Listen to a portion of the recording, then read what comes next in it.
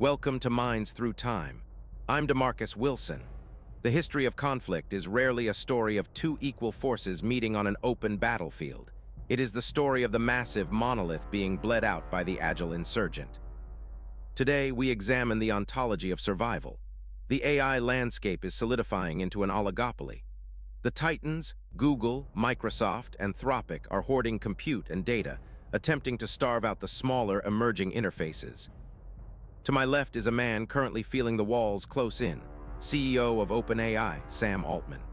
And to my right, brought into this simulation strictly as an architect of asymmetrical guerrilla strategy, Osama bin Laden. DeMarcus, the market is turning into a war of sheer capital. We initiated this revolution, but now we're fighting against organizations that own the literal fiber optic cables and the silicon foundries. When you're trying to push an independent, emerging AI interface, you can't compete with companies that have infinite compute and a pre-existing monopoly on distribution. We are outgunned on the infrastructure level. Your failure is one of imagination, Sam. You are attempting to fight a conventional war against an empire. You stand in the open plains, building massive targets, your large language models, your centralized data centers, and you wonder why the titans easily encircle you. When the adversary has infinite resources, you do not fight them where they are strong. You make their size their greatest weakness. How? If you don't have the compute, you don't have the model. If you don't have the model, you don't have the users. You abandon the illusion of being a titan. A guerrilla force does not build palaces, it builds networks. You must decentralize.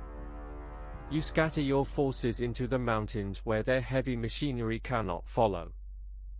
In your world, what are the mountains? The mountains are the edge devices. It's the localized hardware. Sam, he's talking about the trenches of consumer technology. You don't fight Google by building a bigger server farm. You fight them by building custom agent architectures that run directly on the user's local machine. You salvage the landscape. So, instead of relying on a centralized API that costs millions a day to run, we build hyper-specialized, smaller models. Exactly. You look at custom hardware.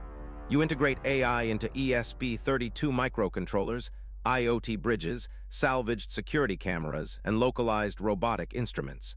You push the compute requirement onto the user's local hardware. The titans are slow. They require massive oversight, regulatory compliance, and huge operational overhead. The guerrilla AI builds a decentralized command structure, networks of specialized agents operating independently. There is another principle of the insurgent. You do not build your own supply lines if you can use your enemies. Let the empire build the roads. You simply use them to move in the dark. API wrappers. Explain this to me. The giants, Google, Anthropic, they spend billions training the foundational models, the roads. Small developers don't need to spend that money. We build agile interfaces, custom UX, and niche applications that run on top of their APIs. We let them pay the billions in research and development, while we capture the end user by providing a highly tailored, localized experience that a giant corporation is too bloated to build. We use their compute against them. It's parasitic scaling.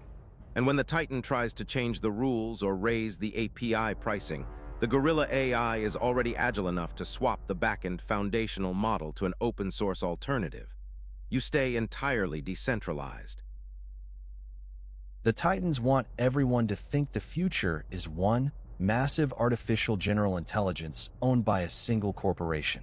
But if we fracture the landscape, if there are millions of independent, localized AIs specialized for their exact environment, the titans' massive models become obsolete. They become utilities, like the power company.